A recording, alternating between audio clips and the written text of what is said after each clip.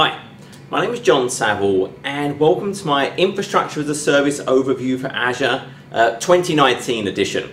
I've done versions of this in the past, but obviously it's been a while since I've updated this and things do change. One of the great things about Azure is we have this cloud cadence, constant new capabilities. So this is probably a good idea to update this and really talk about where we are today with our infrastructure services in Azure. Now, before I talk about IaaS, I want to just quickly frame where IaaS fits. And when I'm thinking about leveraging the cloud, do I jump to IaaS? Is that my preferred approach? Or are there other technologies I might think about?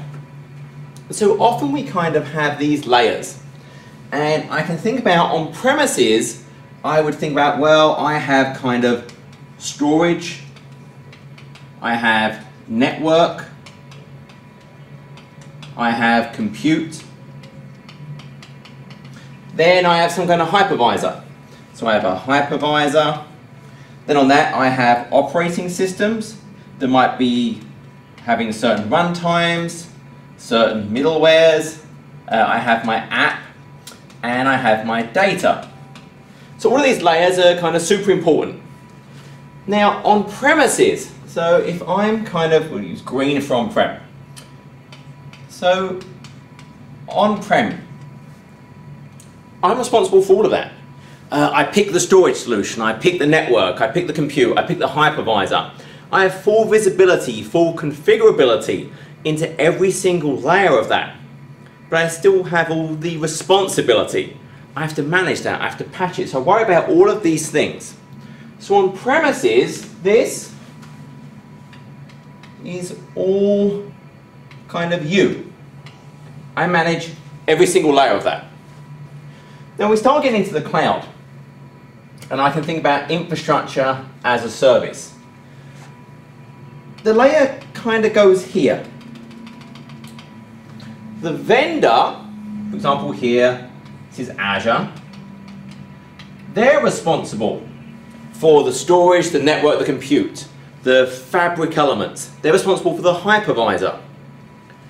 What you get is essentially a virtual machine in the cloud and other services. I get networking services, storage services.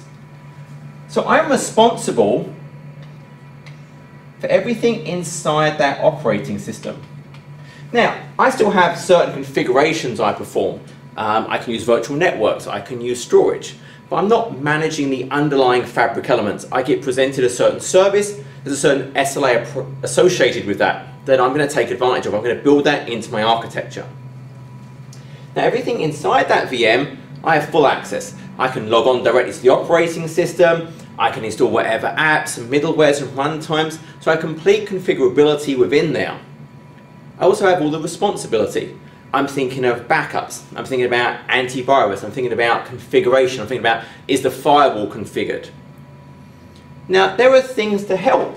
Even in this world, although this is you, there are services to help you. There are things like, well, there's Azure Backup.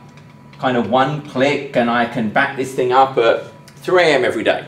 Use this VSS if it's a Windows VM, so I get an app consistent backup. I can have things like Azure Site Recovery. So it will replicate that VM from one Azure region to another Azure region. I can use the same technology from on-prem to Azure. There's things like extensions. And with the extensions, I could have anti-malware help. I could apply declarative configurations like Chef and Puppet and PowerShell DSC. I can hook into patching. So I have the responsibility. Doesn't mean I'm completely on my own. There are things to help me. But it's my responsibility to enable those things to leverage them. But I also get direct log on to that operating system. Now when we start looking at the next layer, PaaS, we're kind of talking at this level. So now what I focus on is my app and my data. Azure is really kind of taking care of everything else. Now, there are shades of PaaS. I can think about containers. So containers, depending on the type of container I'm using, could just be I'm enabling this inside a virtual machine. So there might be some kind of gray area here. So if I say, well, okay, I'm going to use a different color of blue, I can think about, well, there's containers. And there's different types of container. Yep, there's containers I can just put inside a VM. There's things like Azure Container Instances. I pick an image, deploy this thing for me. There's things like Azure Kubernetes Service to provide orchestration, automatic updating of my containers, keeping them healthy. There's services there for that. And then I can move into like more traditional PaaS. I think about app service plans, app service environments. That's why I have web apps, mobile apps, API apps. We're kind of used to those things. And then we get into serverless. So we have things like functions and logic apps. Functions are fantastic. Hey, I've got this bit of code. I want it to run on a consumption-based nature, based on some trigger. Could be a RESTful call, could be a schedule, could be something written to a queue. Logic apps are phenomenal for communicating with lots of different services. They have great connectors just built in. Very easy to create a flow of tasks to be performed. So there's kind of shades of PaaS, and there's many others in between here. And then I can think about SaaS, software as a service. And here, well, this is all the vendor. And now I'm not writing Azure here. This would be more something like an Office 365, those types of services. This is where I'm not managing anything. I might do some basic administration. If I'm using SharePoint Online, sure, I go and enable these features. If I'm using Exchange Online, I enable these certain mailboxes for people, but I'm not updating Exchange, I'm not updating SharePoint. And when we think about this, this is where I get these kind of true cloud cadences evergreen. They're constantly updating it. It's constant new functionality coming in. So if I can use SaaS, I should. I mean, I'm an infrastructure guy, but I'm going to tell you, hey, you want to be as far to this way as you can. If I can't run it as SaaS, well, if I'm writing an app today for my organization, then I want to be thinking about using PaaS. And I don't have to just pick one of these. It might be a multi-tiered application. I can think about, well, this part, great, I can use functions, it's consumption-based, there's not even a VM behind the scenes that I'm paying for. Or, well, this part, this would be a good fit for containers. This would be good for an app service plan. So I have these different options. I don't have to just pick one. I can have a multi-tiered model, and I can kind of loosely couple them. There's a lot of things where that's not a fit. I can't use that. And that's where I'm still going to fall back to my IaaS, infrastructure as a service. It could be lift and shift from on-prem, it might be DR from on-prem to Azure, it might just be, hey, that's the app, we want to use that, we want to get to the cloud very quickly, and then over time I might move up the layers. I've seen many applications, they'll start off in IaaS, and then over time, well, this layer, do you know, this is SQL running in a VM, I'll move that to Azure SQL Database. Well, this tier, this is IaaS, or Apache running on Linux, well, I can move that to an app service plan. I run a web app. Oh, this middle piece, hey, well, I'll go and shove that into a function. So just because you might initially go one of these motions doesn't mean you're stuck there forever. One of the great things about the cloud is I can change. I've not got this piece of hardware that I've invested in and I'm stuck on it for 5 years. I can very quickly change direction. So just wanted to kind of level set. Now, I am going to focus in the IaaS world. That's what this session is going to be about. But I just wanted to make sure you realize, look, this should not be, hey, Azure, I want IaaS. Where possible, I kind of want to go this direction as much as I can. Because think of the responsibilities. Do I want to be patching? Do I want to be worrying about monitoring these things? No. If I can as an organization, I want to laser focus on what differentiates me. The whole digital transformation. I want to focus on just writing my app. I want to focus on just getting that service. But there's still a phenomenal amount of use case here. So, let's talk about that. And I want to start off, when we think about Azure, there are a huge number of regions available to us. So this is kind of a map of where we are today. And there are regions all throughout the world. You can think about, yeah, there's lots of regions in the United States, Canada, Europe, India, Asia, South Africa, Australia, got one in Brazil. And the goal of these things is generally there's at least 2 regions in any kind of geopolitical boundary. Because just because it's in the cloud doesn't mean it's immune to a problem. I still want resiliency. I still need to build in the idea that, well, something could happen to a region. So I want to be able to replicate data, I want to be able to move services, maybe have services in multiple regions. without leaving a particular maybe regulatory boundary. And so yeah, I can replicate and stay within the US, stay within Europe, stay within Germany, etc., etc. And when I have an Azure subscription, well, I can pretty much use any of these. There are some that are geo-fenced, there are some that are government clouds, there are some that I have to have an organization in that country. But for the most part, if I have an Azure subscription, I can pretty much use any of these. And so that's really powerful when you think about it as an organization. Maybe I have customers throughout the world. Well, now I can put services close to my customers. I can give them the best experience. And we'll talk a little bit later about some ways that I can really light that up for the customers. So it's like completely invisible to them.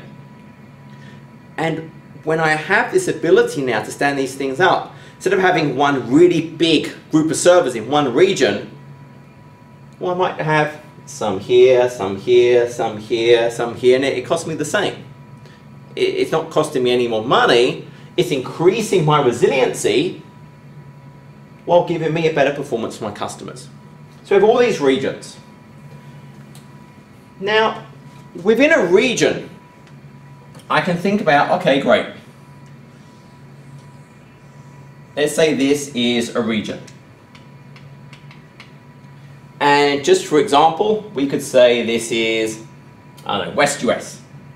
So we'll say this is West US. Now a region is typically kind of defined as a 2 millisecond latency envelope. So I'm going to stay within that performance. Now a region is not a data center.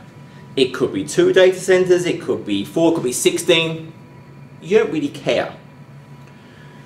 But it's made up of data centers fundamentally. It's not some magic thing, there's data centers, there's servers behind all of this. And so I can think about, okay, well I've got a data center, a data center, a data center. And these are actually exposed to you. Now, it's certain regions, this is rolling out over time, but these are known as availability zones. And so in a subscription, I would kind of see an AZ1, an AZ2, and an AZ3. Now these are not buildings with AZ1 written on it. This is logical for your subscription. What is AZ1 in one subscription might be AZ3 in a different subscription.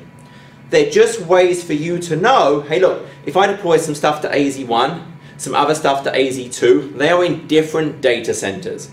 So it's the ability for me to add in data center resiliency. If something happened to a data center, it's not going to take down my whole service because I'm going to deploy some of my stuff. So I've got some VMs here in AZ1, some VMs here in AZ2, and some VMs here in AZ3. And obviously we would kind of balance traffic. We can have this standard load balancer that is also AZ resilient. So traffic can come in and then distribute between those availability zones. So that's kind of one of my layers of resiliency. I can use availability zones. When I use availability zones, then I get a kind of 99.99% SLA. The next construct I have is really within these data centers, there are racks and racks of servers. You can think about thousands of nodes get deployed. They're typically deployed in something called a STAMP, a scale unit, a cluster. And what we can do is we can say, look, when I'm deploying, I want to make sure as I'm deploying my workloads, I want you to distribute them over fault domains. So I can think about each rack is kind of a fault domain. There's a top of rack switch, there's power, something could fail in that rack. So I want resiliency from the nodes in the rack and the rack itself. And so what we can do is we can create something called an availability set. Now, whereas availability zones, I say put this in availability zone 1, this in availability zone 2. Availability set, I just create the set, and I put VMs in it. And it will just round robin them between typically 3 fault domains. 3 is the maximum. There's also something called update domains within there for kind of controlled updates. Could be your app, could be the patching actually on the back end. But they're going to get distributed. So now I get an SLA here of 99.95%. So availability zones, I'm resilient against a data center failure. Availability sets, I'm resilient against a rack or node level failure. Now you might say, well look, I've got this app, and I totally get the idea. Yes, I want multiple instances if I can. I can't. It's a single instanced app. I can only have one of them. Well, you can still get an SLA. What you can do is I can deploy my VM. I have to use premium storage, and then I get a 99.9%. So there is a single instance SLA, but I have to use premium storage. So resiliency at a data center, rack, or even individual level. And of course, what I really would be thinking about, that's one region, or I would also use another region, maybe this is East US. And I would deploy my services here as well, and then balance between them. Now I've got region resiliency. So it's really important when I start thinking about these things, make sure you're building in resiliency. Just because it's in the cloud doesn't mean things can't happen. The same care I would take for a physical data center to make sure I've got DR, I've got a plan, maybe it's active-active, maybe it's a failover. I still need that in the Azure world. So yes, I can have great resiliency and scale, but still think about region level resiliency. So they're key constructs I'm going to use. Now when I'm building out my resources in Azure, if I have an enterprise agreement, I actually have a structure that I can use. So I'm going to think about, well, yeah, I have this enterprise agreement. Then under that, I can create these things called departments. They can have departmental kind of admins. Then I can create accounts, and they can have account admins. And then they will actually go ahead and create subscriptions. And this is where I'm going to create stuff. That's where stuff's going to live. And within a subscription, I can do things like role-based access control. So I can have role-based access control. There are built-in roles, there are custom roles that I can use to say, well, this group, you have these permissions on this type of resource, and this is what you can do. So I can apply roles to groups at a subscription level. And then that would be inherited by everything within that subscription. I can also apply things like policy.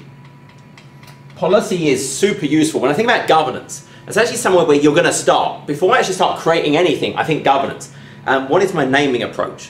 What are the policies I want to control? Where can I create public IPs? What type of regions I'm going to use? What type of storage account do I want to allow? Tagging and name value pairs. I can use that to maybe track resources. Maybe it's for billing purposes. There's all these things I can leverage. So I'm going to start and apply those things.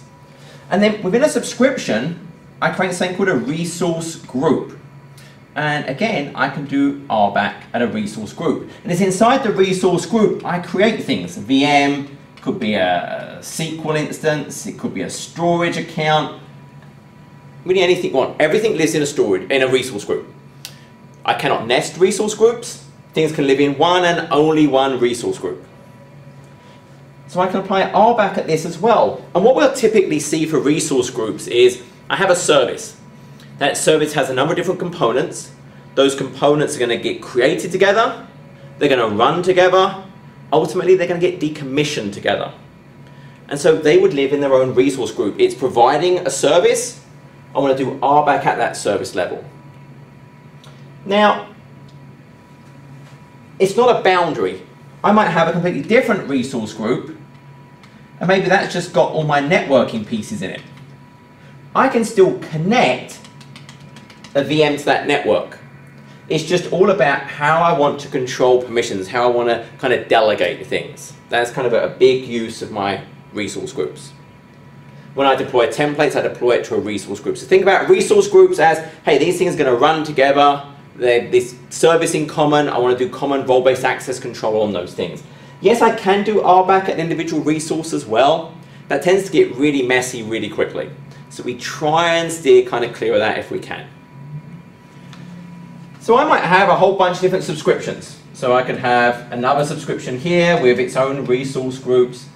And over time you might start to struggle.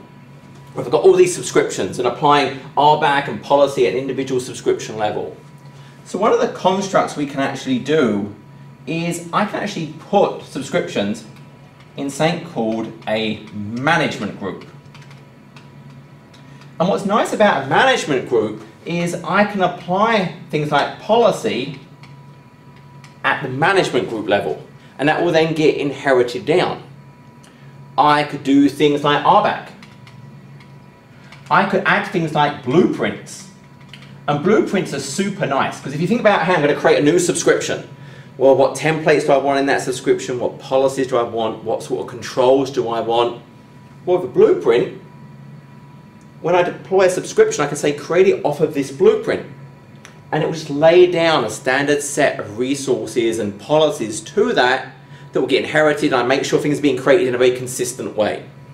So these management groups are a really useful construct, and I can have a hierarchy of management groups. I don't want it too deep, but it lets me have these kind of policies and RBAC and blueprints that can then get inherited down. So when I think about creating my resources, if I'm in an enterprise agreement, yes, I can have this hierarchy, and then I want to make sure I have the good governance in place. I want to understand my RBAC, my policies that I'm going to leverage, my naming approach, what tags. And if I apply tags at a resource group, they're not inherited by the resources inside, but I could, for example, apply a policy at the resource group that sets the tag, and then it would get applied to every resource inside. So some really nice stuff. Like I've seen policies where it says, hey look, I can only have a public IP address in this subnet, i.e. my DMZ. Anywhere else I try and create a public IP, it will get blocked. It won't allow it to go ahead. So policies really are your friend. So that's kind of the fundamentals. We think about, okay, great. John's talking about all this stuff and these AZs. What about actually, what can I do in IaaS? So I'm going to start off with kind of the compute world. And when we think about the compute, fundamentally we've got all these racks. And we have a blade. And a blade has, for example, a certain amount of local storage. If it's an A series, that's a hard disk drive.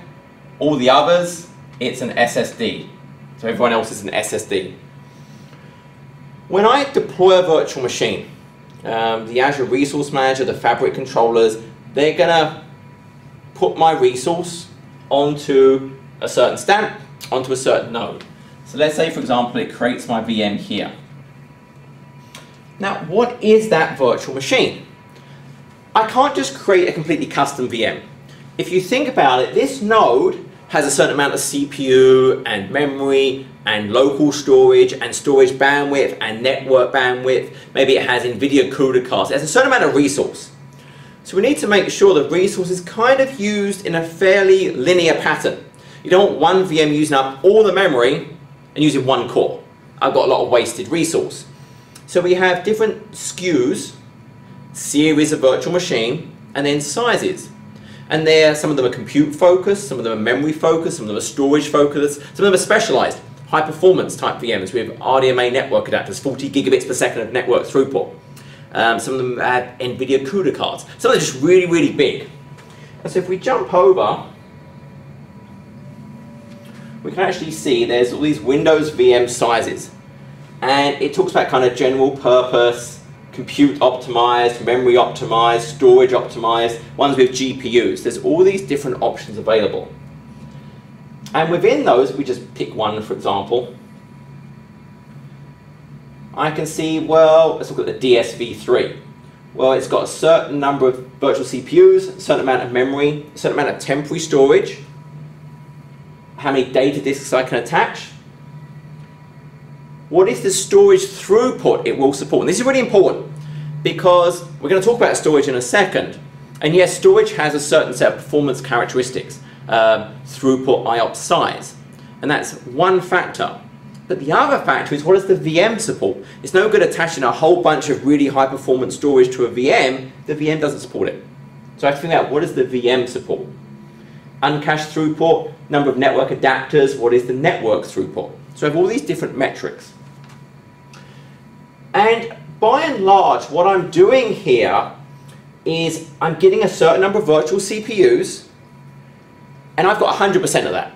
If I'm using 1% or 100%, it doesn't care. It's all kind of dedicated to me. There's one exception to this, and this is actually the B series. So you notice the B series, there's like a base performance of a core. How many credits can I bank? What's the max number of credits? Because what the B series does, and this is actually super nice, I kind of use the analogy of a cell phone. I give my son, my older son, he has a cell phone, and he has a certain number of minutes. It's actually more like a data. And if he doesn't use all those minutes, he can carry it over to the next month. So then he could use more data that next month. The B series is kind of the same idea. I think about, it has this kind of flat expected utilization per virtual CPU, let's say 10%.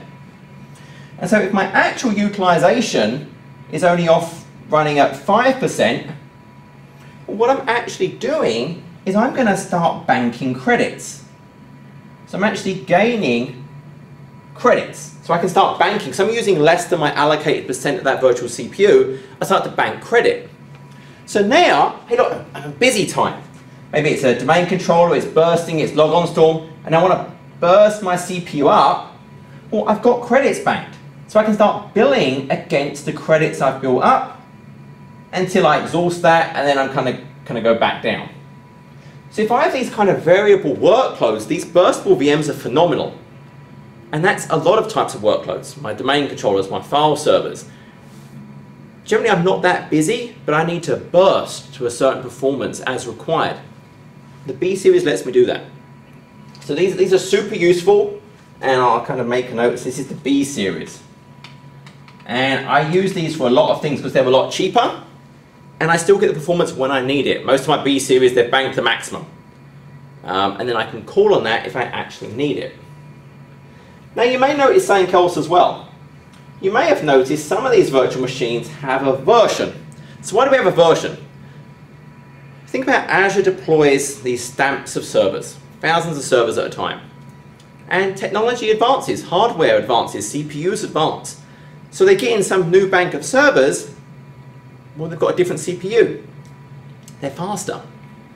But I as the customer, if they just put those in place, I as a customer today, I deployed 10 VMs, and they happen to get built on the new stamp. So I get this great performance.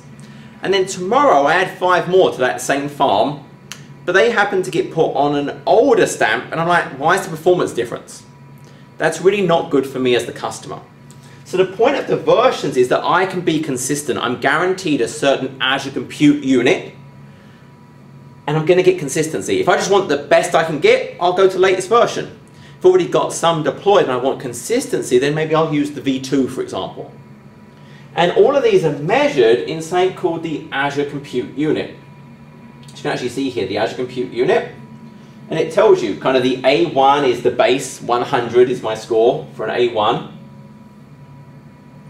And then as they go up, like the D, well that was 160, the DV2, 210 to 250.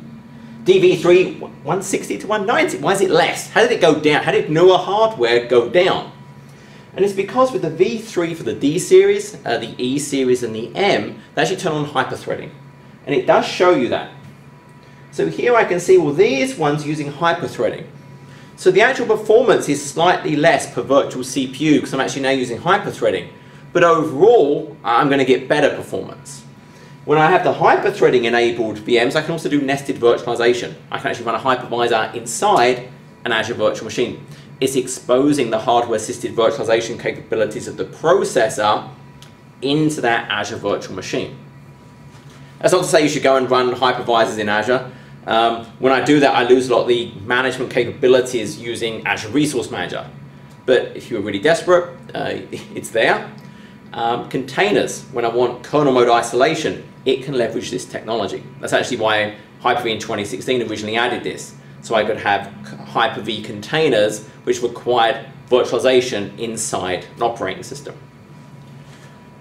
So we have all these SKUs and sizes, some memory focused, some CPU focused, some storage focused, all these different sizes. So the point is, I pick the one that makes the most sense for me. So when I'm creating my VM, I pick a certain series. I pick a size that matches the ratios of CPU to memory to disk to network that I require for my application. And I can change it. Again, one of the great things about the cloud is that I can make mistakes. On premises, I used to be a consultant. I would spec out a server for the customer. And heaven help me if I made a mistake. I had to think about, well, what are the next 5 years of usage going to be for this thing? So I need to make sure I size it correctly. In Azure, if I size it incorrectly, I'll just change it. I shut it down and change the size and start it back up again. If I decide to try new technology and it doesn't work out, big deal. I can delete it and just create a different type of service. It's all based on consumption. I'm building it a per second basis, which actually opens up a lot of new interesting options for me. On premises, I have a certain amount of hardware and I just need to use that and I try and maximize its efficiency. We want to maximize our efficiency in Azure as well, but I can absolutely start some workloads up for a couple of hours a month. I could access, for example, so if I actually jump over for a second, if we look at the pricing calculator, and let's say we add virtual machines. So there's different types of virtual machine. I can add the ability, for example, I can do Windows or Linux. I can even lease things like SQL Server added in to some of these things. So there's the type OS over here. So I'm going to do SQL and BizTalk. But you'll see I have a size. So it's 20 cents an hour, basically. So if I was to run this 24/7, 730 hours, 152 bucks a month. Okay? But I could change this. Let's go something really big. I don't think I have the M series in this region that I've selected. There's like the N series, but we'll go for a G5, 32 cores, half a terabyte of RAM, $9.65 an hour. A bargain at $7,000 a month. I'm going to go and spin a lot of those up really, really quickly. But I had a customer, and what they did is they had this workload, and it was a batch job, and it took days to run on premises. So they would actually spin up 10 of these. But when I ran it in the cloud, it finished in 2 to 3 hours. So it cost them 193 bucks. And there's storage as well. There's some other costs associated. But think about how that changes.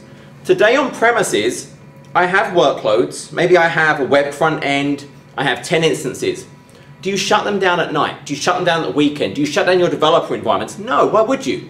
Server's sitting there. I might save a couple of bucks on electricity and cooling, but it's really just not worth my while.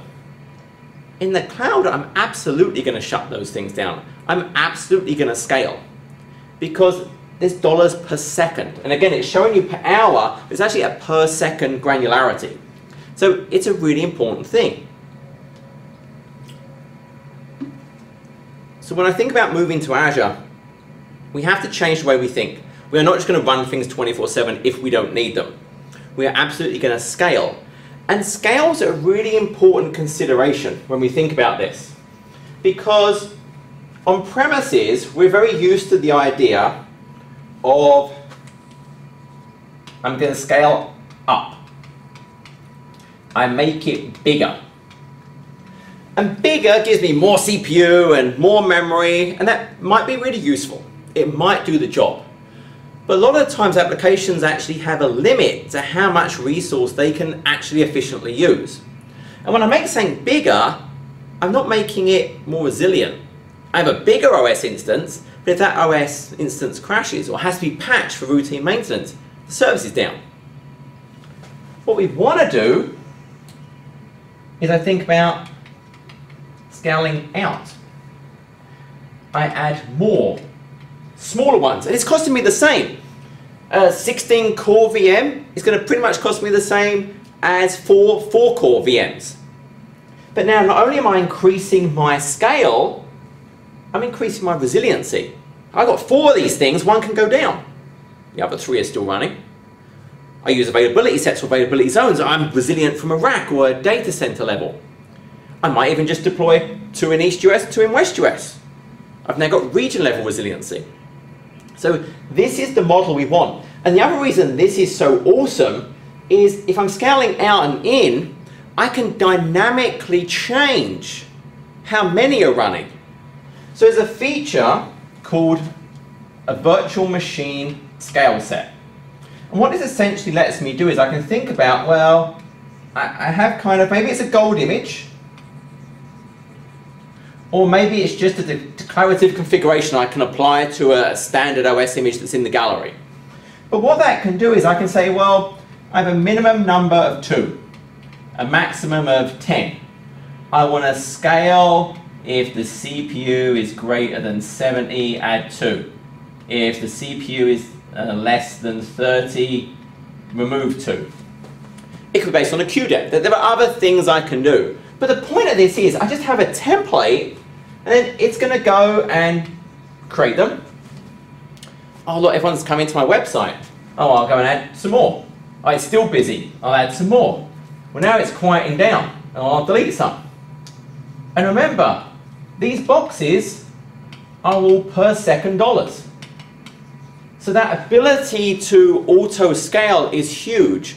And I could do that without VM scale sets. I could use Azure Automation and PowerShell. I could trigger using Azure Monitor and events, and I could write my own thing. But the point is, most of these front ends, if I have multiple instances of something offering a service, they must be the same. So if they're same, why bother worrying about creating them myself? And the scale set will kind of do that for me. So that's a really useful feature to help me when I'm thinking about, hey, I want to take advantage of scale out. And so we like scale out. Big happy face. Just bigger, not so keen on that because it doesn't help our resiliency. That might be all we can do. Again, we have those single instance services that may still exist. That might be all we can do. And we can still provide benefit there. I could still maybe have an automation that could say, hey, look, make it bigger at this time. I could, from a DR perspective, say, well, run it really small most of the time, maybe replicate. And then if there's an actual disaster, make it bigger. Shut it down, make it bigger, start it back up again. So there's still things we can do, but this is the really nice model. If I can do the scale out and in, that's my best scenario when I'm thinking about the cloud. Okay, so coming back to our kind of virtual machine here, I picked the series, I picked the size. What about my storage? We said we had this local storage, but we also have this thing called Azure storage. So we have Azure storage. Now, in the past, I would have talked about a storage account. I would have talked about storage account, and hey, there's a 20,000 IOPS limit for standard, so I have to be careful how many disks I put on that thing, and it was just a kind of a drag. It's something you really didn't want to have to worry about. And so now we have managed disks, and managed disks really is just an abstraction. They abstract the idea of the storage account away. It's still there, it's just Azure is managing that for you. You don't even see the thing. A disk now becomes a first-party resource in Azure. I can do role-based access control, I can do checkpoints, I can do images. And so I think about, well, I'm going to have a managed disk. This could be my C drive. I have kind of read-write caching turned on that thing. I also do get storage in here, and these are all VHD files behind the scenes. This is the D drive. Now if you look at your D drive, it's like temporary storage. There's a file on the root of the file system called temporary data loss warning. You are going to lose anything you put on here. Because if I deprovision, i.e. stop paying for my virtual machine, this will get deleted. If I resize my VM, this is going to get deleted. If there was a node crash, this is going to get deleted. So think of this as a non-durable scratch drive. Put my tempdb on there if I'm SQL. One of the nice things about the every other series except AE, this SSD, is I can use it for SQL buffer extensions. It is a fast local scratch drive. Linux, my scratch drive, Windows put the page file on there. But do not consider it durable. I could lose it at any point. If I actually have data, well, I will add additional disks. So I'll add more of these managed disks, and this could be my E drive. And I can control the caching. I might say, well, database, I want no caching. I don't read or write. I have control of that, those kind of levels. Now these managed disks, there are different types. There are actually different types of storage. There's hard disk drive based, so they're really for dev test today. Then there's standard SSD. Some maybe lighter production workloads, and then premium SSD. That's really what most people are driving for when I think about my performance workloads in Azure. So if we jump over, and the way it works is I buy a SKU. So it's like an E10, an E80, I pick the size, I am paying for the size of the disk. I'm not paying for how much data I write to it, which used to be the case with unmanaged, and still is the case for unmanaged hard disk drives. But here, I'm paying for the size of the disk. And what I get for a disk is a certain amount of disk, I get a certain number of IOPS, and I get a certain amount of throughput. So they're my kind of three metrics that I have there. Size, IOPS, throughput. So when I'm thinking about storage for my VM, I have to consider what are those for the disk itself, and then remember on the Windows VM sizes, if I actually go back and look at one of these, just go compute optimized, what is the actual capability of the VM itself? There's no point throwing a whole bunch of disks at a VM and it's not capable of taking advantage of it. So the standard SSDs, we have the premium SSDs. These obviously go higher. And what you'll see is, again, it's fairly linear. The bigger the disk, the more IOPS. So I can go really, really small, 32 gigs, 120 IOPS, all the way through. Now a 32 terabyte disk, 20,000 IOPS, 750 meg per second of throughput. And there's actually a new one in preview right now, is the Ultra SSD.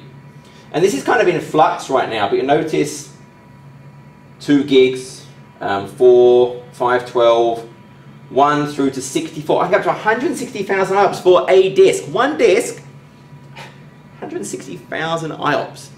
And the point of these, this is a cap. So I'll actually be able to tweak these individually. So there's some really cool stuff coming with the Ultra SSD.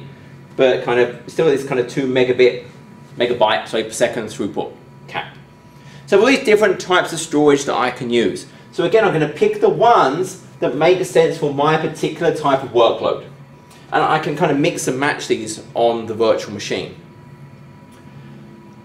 There are other types of storage service. There's blob storage, there's queues, there's files, there's tables.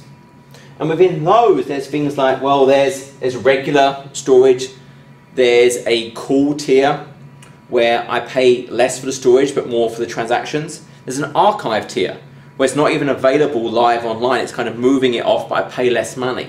So when I think about how I just need to keep a lot of data, then I can move between hot, cool, archive and then bring the things back. I can optimize my spend based on how I need to access and actually use that data. There are other storage services available in Azure as part of a storage account. But the managed disk is what we typically will use with an IaaS VM. Although as an infrastructure person, the Azure Files and SMP 2.1 or 3.0, and it does integrate with Azure AD now for ACLing, is a very nice feature as well. So that's kind of an overview where we think about, okay, the storage, I'm going to make sure, and I can add disks in a hot capacity. So that's great. I've got my compute, I've got my storage. What about networking? Networking is always kind of the fun one here. So in Azure, I can think about, well, I have a subscription.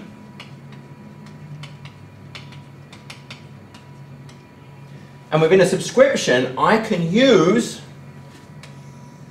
multiple regions. And they are the boundaries for a virtual network. So when I create a virtual network, so this is my virtual network, it lives within a region, within a subscription. I cannot span regions with a virtual network. I cannot span subscriptions.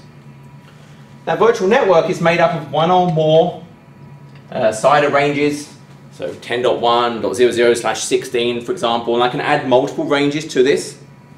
So I pick the ranges. Typically it's going to be sort of the RFCs at 1918 where they're not routable on the internet. 10.172.16, 192.168, etc. I break that up into virtual subnets. Same way as I would on premises, I break this up into a virtual subnet, which is a subset of the range available on the network. And then I create resources in there. I put my VM inside a virtual subnet. That's not strictly true. What actually happens is I create a VNIC, a virtual network adapter, is a discrete resource in Azure Resource Manager. I connect that to a subnet and then bind the network adapter to a VM. But to all intents and purposes, I'm putting a VM in a subnet. So I can have VMs spread out in all these different subnets. They can all communicate. The software-defined networking Azure uses automatically provides connectivity between the subnets. They can all talk. They can all go kind of outbound to the internet. It's providing the SNAT service, so I can do an outbound and I'll get kind of that stateful response is allowed back in.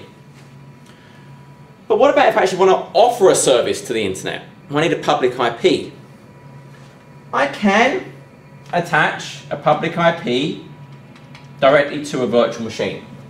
Now the VM doesn't see the public IP. The public IP is still on the Azure network, so it's still protected through the standard types of capability we have. But now any port will come to that virtual machine. You would not generally do this on premises, and so we generally don't want to do this in Azure either. And what you're typically going to do is you're going to have some kind of load balancer. The load balancer will have the public IP. And there are internal load balancers as well. Now this load balancer might be a layer 4 load balancer. So I understand TCP and UDP. I can do hash-based distribution. I can do NAT rules to this port goes to this VM. Or there's a layer 7, the Azure App Gateway. That can do things like SSL offload, cookie-based affinity. And on the App Gateway, I can even add a web application firewall to give me protection from those common types of SQL injection, all of those types of attack as well. And this is the preferred approach. I mean, I want kind of to use a load balancer. Now there's the Azure load balancer, there's the Azure App Gateway. I can use network virtual appliances. Basically a network virtual appliance is a VM that's pre-configured by a vendor, and it has the ability to maybe have it as networks connected to multiple subnets. It could be a firewall, it could be a load balancer. These are available in the marketplace. So I have different choices here, but fundamentally, hey, I'm going to do this, I've got some hash-based distribution, and that's how I want to offer services outbound to the internet. Now when I start having these public IPs, Azure has a distributed denial of service protection. It's free. But it has a very high watermark. For it to start doing anything, there's a lot of attacks has to be happening. There's also a standard distributed denial of service, and that's a paid-for component. But I apply that to essentially a virtual network. So I turn on the standard distributed denial of service protection. Now I get metrics about it. Now I can tune it. Now it's a lot more friendly to the amount of traffic coming to my site, and we'll start black holing it, or actually sending it to different targets if it detects it's malicious. There's certain heuristics you can see about the type of traffic that says, no, this isn't valid, this is junk. Let's just send this somewhere else. We don't want this going to your service. So I apply that at a virtual network level, I flip a switch, and then any public IP that's connected to that virtual network now gets the additional layer of DDoS protection. So that's saying I can just turn on. Okay, so we've got our virtual network, great. I'm putting my resources in there. There's actually many other types of resources that can now interact with virtual networks. You may have heard of things like service endpoints. This enables me from a storage account or SQL or Key Vault to say, hey look, I want to accept traffic as part of its firewall configuration, but only if it's originating from this subnet. Service endpoints let me do that. There are ways that now certain app services can actually go and have a presence in a virtual network. App service environments I can actually install into my virtual network. But there's a lot more work going on about close communication between different types of Azure service. So this is cool, everything can talk. What if I don't want everything to talk? So if we take this to a kind of another level, so let's just say, yeah, I've got my different subnets. They're all in a virtual network. Maybe I've got like a front-end subnet, I've got a back-end subnet, and I've got my middle tier. And I've got the internet, sure. And I want to allow 443 to come inbound to stuff. Maybe it's my DMZ almost here. Well, what I can do is I can create a network security group, an NSG. and I apply the NSG to a subnet. Now I can apply it to a NIC as well, but it gets very messy to try and do that. And the point of an NSG is I can do it based on source, IP and port, destination, IP and port, kind of protocol. Do I want to allow it? Think of kind of like the 5 tuples we see a lot in load balancers. And then I package all of these up, these rules, as a network security group. And then I apply it to a subnet. So now this subnet has got this NSG around it. And although we're applying it to the subnet, don't think of it as a kind of edge device. It's not.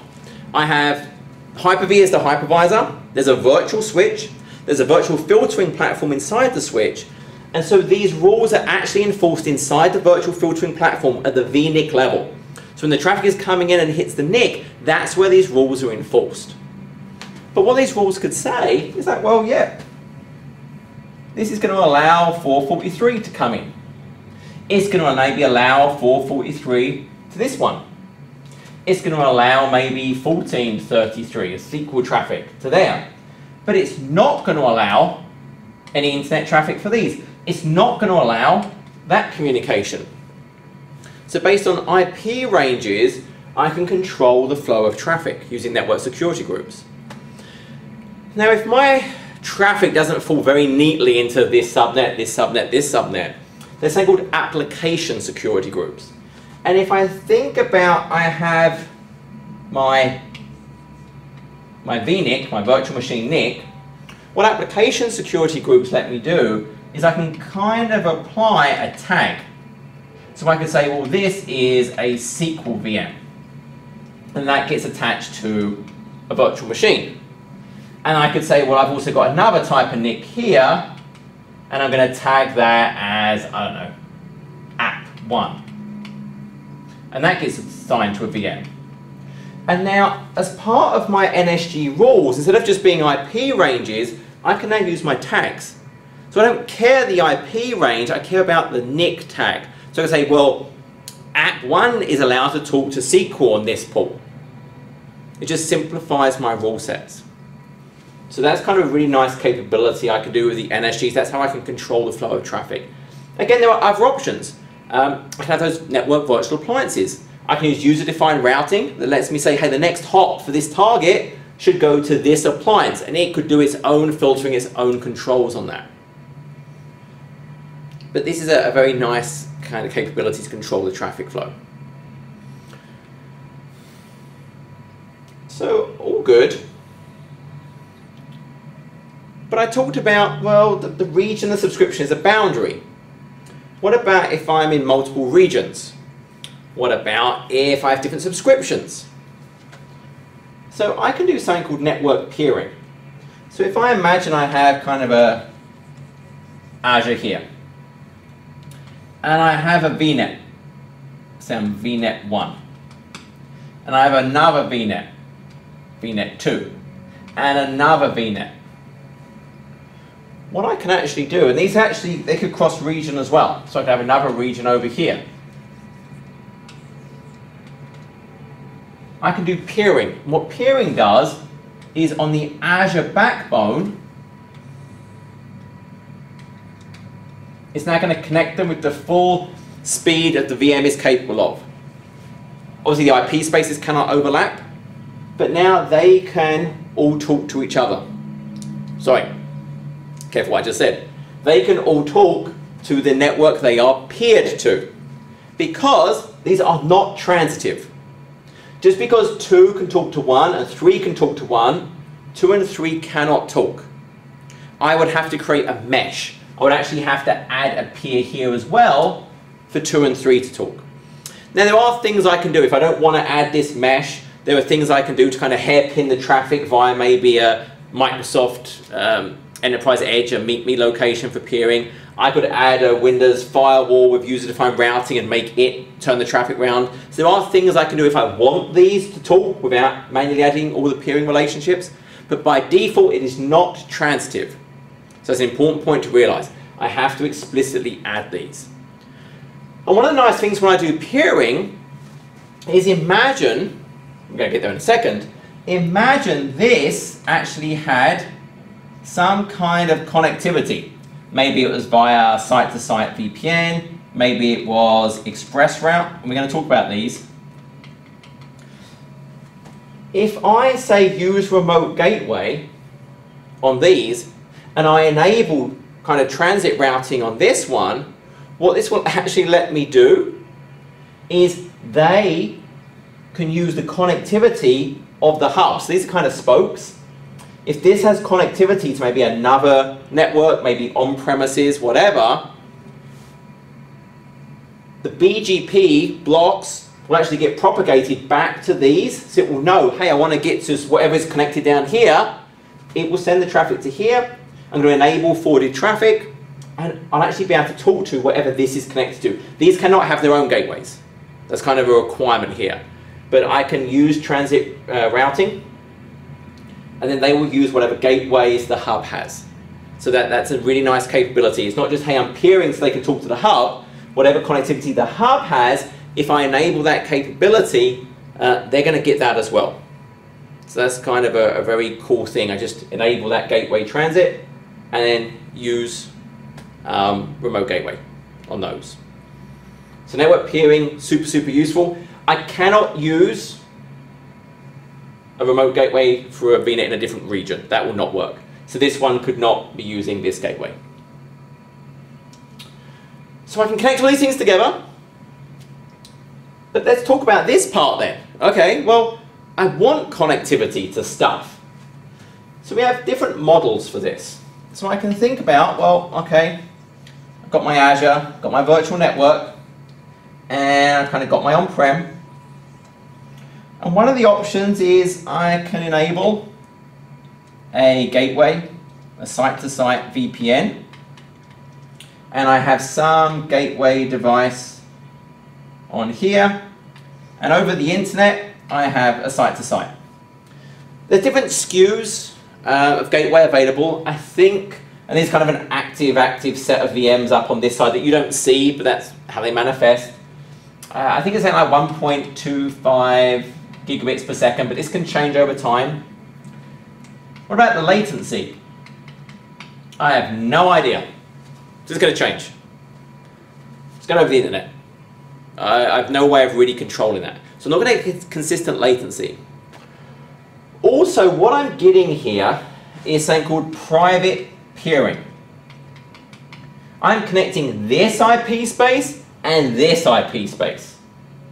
All of the other services like Azure SQL Database and storage services, I cannot access via this connection. They're going to go out via the public endpoint. But this is a very typical starter connection, and also I might use it as a backup for when we think about things like ExpressRoute. So let's talk about ExpressRoute. So I have all my Azure regions. And fundamentally, Microsoft has this phenomenal network. They have their own dark fiber, they're working with others, with submarines that drop cables down the Atlantic. So they have this Microsoft network. And all of the regions have these kind of redundant connections into that Microsoft network. Now, there's you. And you're like, well, I want to play there. One option is I can have a provider. It's known as a meet me location, a peering point. This will be at a certain location. So let's say this is Dallas. And what will happen is they have kind of a set of active routers in their facility in cages. They have their own kind of networks, and there's kind of a cross-connect performed. And then they can drop connections to you. Now I'm drawing this kind of in this manner, but this could be an MPLS. It's just, there's some connection. The network service provider can do this as well. So now what's happening here is I have a connectivity to the Microsoft network. And this is the important point. Although I'm connecting at Dallas, I'm not connected to South Central region. I can by default use any region in North America. I can connect to East US, West US. If I do ExpressRoute Premium, I could also go and connect to places in Europe and Asia and anywhere else. So I'm connecting to the Microsoft network. Now, yes, the speeds is 10 gigabit per second, so the speeds are 10 gigabit per second.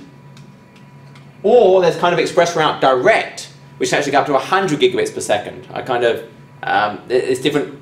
We kind of now have a contract at these locations where we actually directly connect, kind of skipping the way we work that. So it can go even higher. Latency is going to be consistent because it's the same path every time. And yes, I can do private peering. Private peering. I have networks, they have an express route gateway on this thing. Then the traffic BGP advertises down this connection. And yes, I can go and talk to that virtual network.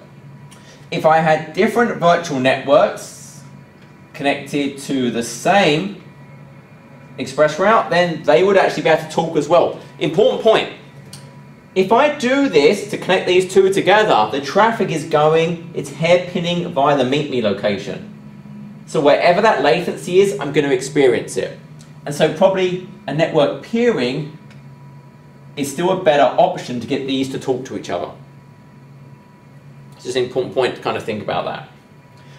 But I can also do Microsoft peering. Now there used to be kind of two flavors. There was public peering and Microsoft peering. They've really kind of merged together. And what I can now do is there's all these other services. And on a per region basis today, I can say I want to turn on Microsoft peering for this region. So now things like Azure SQL Database and storage and Azure Site Recovery, all the other things, they're going to advertise their BGP down this path as well. So now when I want to access some of those other Azure services, I'm going to go via my Express Route connection. I'm not going by the internet, I'm going to go and leverage this as well. So that's kind of a really nice capability that I can do. Now there are other things we could do with networks today. Imagine I have multiple locations and I don't have a good connection between them today. There's something called Azure Virtual WAN, where I can site to site into a hub, those different locations, and it will enable connectivity between them and whatever resources are connected to that hub. And there's Express Route Global Reach. If I have different Express Route connections, when it will let my on-prem locations with different Express Routes talk to each other using the Azure backbone. So there's some really nice connectivity things happening there. The final kind of networking thing just to quickly touch on is, actually I'll use this thing, no I won't. Imagine I do deploy resources, I really didn't want to use that color, go back to blue. Imagine I do want that region resiliency. And so I deploy stuff to East US, and I happen to deploy some stuff to West US. And these could be VMs, it could be scale sets, it could be app service plans, it actually doesn't really matter. But the point is I've got different workloads, and yes, I've probably got some kind of load balancer at each of them.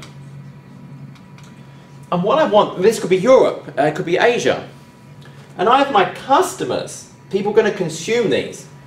And I want a way that they can go to, maybe it's just round robin, more likely it's performance. Go to the ones closest to them, give them the best overall performance. So I have to put something in front of this. So the first service is something called Traffic Manager. And what Traffic Manager does is it's DNS. So it's going to create a something trafficmanager.net name. I point it at possible DNS targets. The request, this talks to its local DNS server that does a kind of iterative lookup to try and resolve it. I'd have an alias in your domain at the front, which will then point to this. And based on a heat map, it will return whichever one is closest to the person. So because it's DNS, this will work for any type of service. Could be web, but it could be anything else, FTP, it really doesn't care, it's just a name. It's just looking up a name and redirecting it to whichever one is closer to the DNS server doing that request. There's also a new service. So there's actually something that's working in a very similar way. We'll just draw it the other side. There's something called Azure Front Door. And this is a new service for the public, But it's saying Bing started using a long time ago, Xbox uses it, I think pretty much every Microsoft service uses it. Now this is only for HTTP and HTTPS. And what this does is a similar idea. I have targets, but it's going to do any cast to them. It does things like SSL termination, so offload. It can do caching. And what's really nice about this, the reason it's called kind of front door, is there's kind of these points all around the world. And so if I'm a user over here, ordinarily I have to go and establish a TCP connection to wherever that service is. Then I have to establish SSL. Then I start actually doing the traffic. All of that bouncing over this really big distance. With front door, all of that initial kind of session establishment is done to the one close to me. And then to actually get the resources, it travels over the Azure network, which is going to be basically as quick as it possibly can be to get the content. And then it will carry on doing the communications. Then I have someone else. Well, it can have caching, so now it's all kind of this fast connection. So Azure Front Door is kind of an alternative to Traffic Manager if it's HTTP or HTTPS based. And even if it does not do caching, because of this close point for the establishment of the session and the ongoing communication, it's still going to speed up the performance. So this is just kind of a nice new option for my HTTP and HTTPS traffic. So we covered a lot of stuff. There's everything. I hope this was useful. I hope it gives you some idea of kind of just a small part of what's in Azure Infrastructure Service today. Thank you very much.